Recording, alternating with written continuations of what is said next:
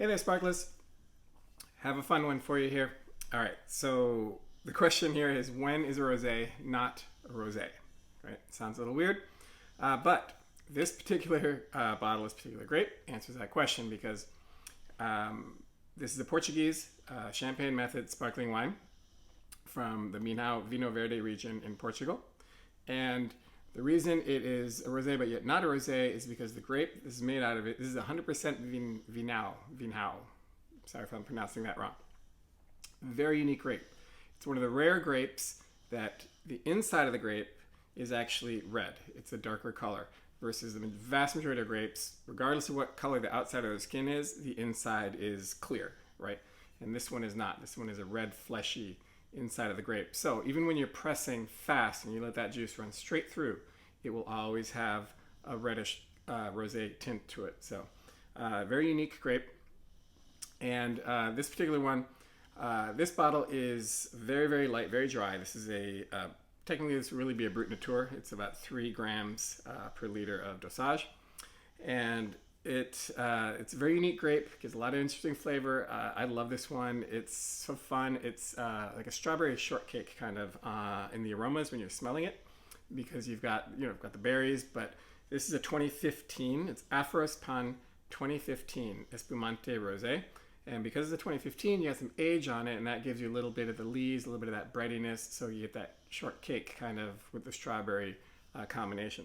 On the palate, though, this one is actually surprising. Like, it smells a little bit like it might be kind of sweet, but bone dry, a little bit more savory on the palate. So it's just a fun, unique, interesting wine to drink. I love the uniqueness of it for another reason, which is the producer. So his name is Vasco Croft, and his story is a little unique in how he came about it. So this is an organic biodynamic winery, and how we got to that point is kind of unique. So when he was in his 30s, I'm not sure the year, he was sharing a bottle of wine with a Brazilian Buddhist monk, and the monk made a comment about wine that forever changed his philosophy and formed his philosophy at the same time on what he was going to do when it came to wine. He described wine as being a living organism, that when you open a bottle, which when you think about it, this is very interesting and very true, right? When you open a wine, it breathes oxygen, and then it begins to decay, and then it eventually dies. So it has a cycle of life. And that resonated deeply with Vasco, and he went back, and his family had, I guess, as families do, a semi-abandoned estate from the 17th century that he revived.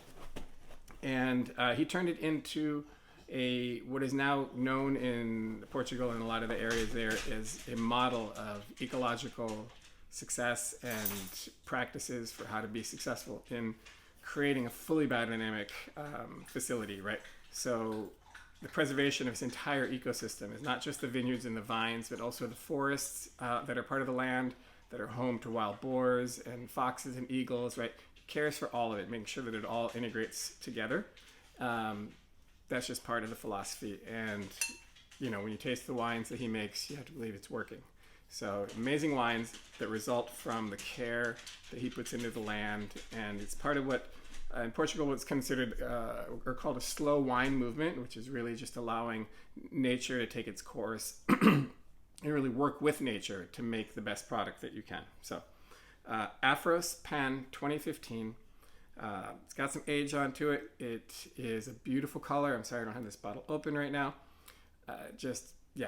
Please enjoy it. Cheers.